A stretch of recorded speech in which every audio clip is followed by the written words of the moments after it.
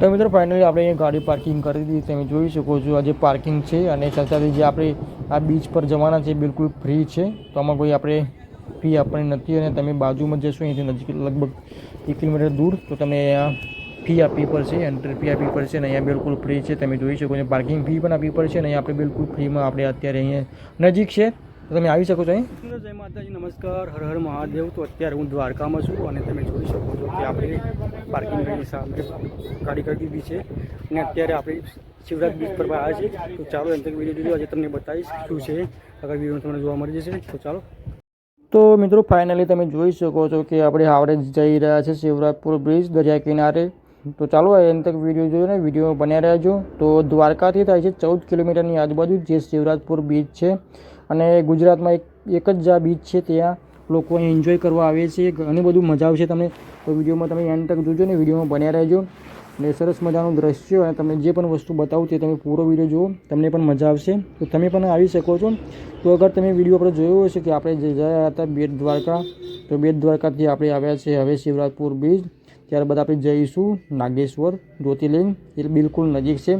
તો દ્વારકામાં ઘણા બધા એવા સ્થળ છે જોવાલાયક, એ પણ તમને અત્યારે આગળ બતાવીશ કયા કયા છે.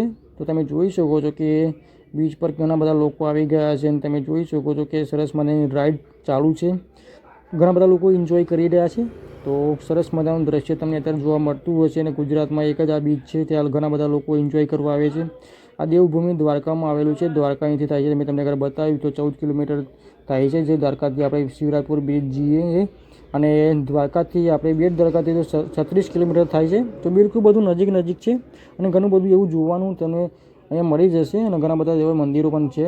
તો ચાલો તમને આજે બતાવી જઈ રહ્યો છે શિવરાજપુર બીચ. તો અંત તક વિડીયો જોજો આજનો અને વિડીયોમાં બને રહેજો. તો મિત્રો દેવભૂમિ જે દ્વારકા છે એમાં ઘણા બધા જોવાલાયક સ્થળ છે, મંદિરો આવેલા છે. તો એ જોવાલાયક સ્થળ તમને બતાવીશ આજે વિડીયોમાં. તો રૂકમણી દેવી મંદિર છે, બેટ દ્વારકા મંદિર છે, નાગેશ્વર મહાદેવનું મંદિર છે, શિવરાજપુર બ્રિજ છે, ગાયત્રી શક્તિપીઠ દ્વાર છે, સુદામા સેતુ છે, સમુદ્ર નારાયણ ટેમ્પલ છે અને તમે આ જોઈ શકો છો કે અત્યારે આપણે ઊભા છે. તમે વિડીયોમાં જોવા મળતું હશે કે આપણે અત્યારે શિવરાજપુર બીચ છે.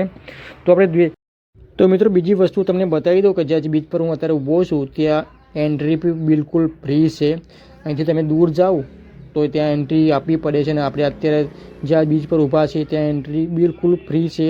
ખાલી જે રાઈડ તમે કરો એની ફી તમારે આપવાની છે. તમે જોઈ શકો છો કે ઘણા બધા લોકો આવ્યા છે અને આજે છે રવિવાર. તો તમે જોઈ શકો છો ઘણા બધા લોકો એન્જોય કરી રહ્યા છે અને અગર તમે જશો તો તમને એન્ટ્રી આપવી પડે છે. આ બિલકુલ ફ્રી છે.